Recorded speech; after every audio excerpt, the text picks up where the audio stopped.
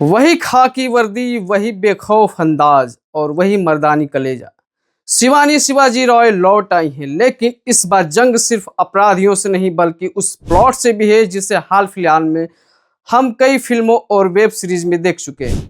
तो क्या रानी मुखर्जी की मर्दानी 3 अपनी विरासत को बचाने में कामयाब हुई है या सिर्फ एक पुरानी कहानी की नई पैकिंग बनकर रह गई है? नमस्कार, मैं हूं अनिल शर्मा और स्वागत है हमारे खास शो बोल सिनेमा में।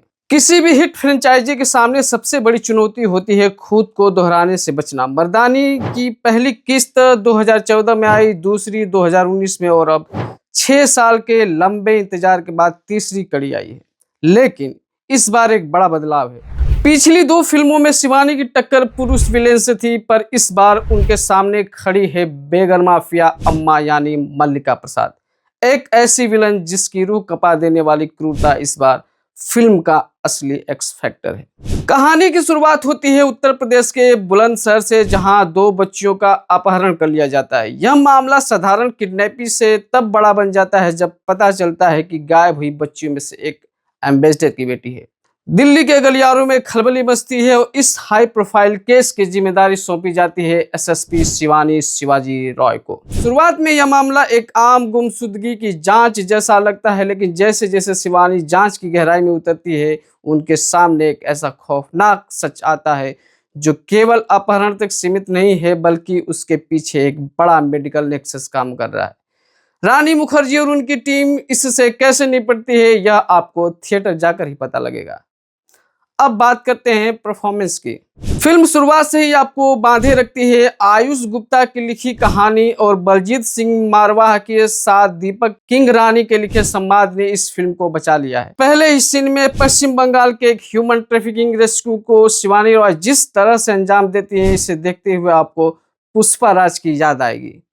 नकाब से ढके चेहरे के साथ वह जिस तरीके से अपराधियों को धूल चटाती हैं, यह शानदार बन पड़ा है। रानी मुखर्जी एक बार फिर साबित करती हैं कि क्यों उन्हें इस पीढ़ी की सबसे दमदार अभिनेत्रियों में गिना जाता है। फिल्म का हर फ्रेम रानी के इर्द गिर्द बुना गया है और वो इसे बखूबी संभालती भी है। उनकी नो नॉनसेंस बॉडी लैंग्वेज और आंखों में दिखने वाली आक्रामकता आज भी वैसी है जैसे हमने 12 साल पहले पहली मर्दानी में देखी थी। मर्दानी फ्रेंचाइजी की खासियत रही है उसके मजबूत विलेन। पहले पार्ट में ताहिर राज भसीन और दूसरे में विशाल जेठवा के साथ रानी मुखर्जी की टक्कर ने जबरदस्त प्रभाव छोड़ा था। इस बार वो धार भी बरकरार रहती है। अम्मा के रूप में मल्लिका प्रसाद ने जो खौफ पैदा किया है वो काबिले तारीफ है। एक ठंडी मुस्कान के साथ अपने शिकार को खत्म करने का उनका अंदाज आपको स्क्रीन से नजरें हटाने नहीं देगा। साथ ही जीसू सेनगुप्ता ने शिवानी के सपोर्टिंग पति के रूप में एक बार फिर अपनी छोटी लेकिन प्यारी भूमिका से फिल्म में एक संतुलन बनाए रखा है। जैसा कि मैंने शुरुआत में कहा था, विरासत को बचाने की चुनौती फिल्म की सबसे बड़ी कमजोरी है इसका प्रेडिक्टेबल होना। कहानी में कुछ ऐसा मोड़ आता है जहां आपको पहले से पता होता है कि आगे क्या होने वाला है। जब फिल्म में मेडिकल नेक्सस और ह्यूमन गिनी पिग्स जैसे मुद्दे जुड़ते हैं तो वह मर्दानी की उस रॉ और रस्टिक फील को थोड़ा कम कर देते हैं जिसे हम पिछली किस्तों में पसंद करते आए हैं। हाँ, यह भी कि फिल्म में एक भी गाने नहीं है। अगर आप रानी मुखर्जी के जबरदस्त फैन हैं और शिवानी शिवाजी रॉय को अपराधियों की हड्डियां तोड़ते हुए देखना चाहते हैं तो यह फिल्म आपको निराश नहीं करेगी। एक्शन सॉलिड है और फिल्म का संदेश आज के समय में बहुत जरूरी है।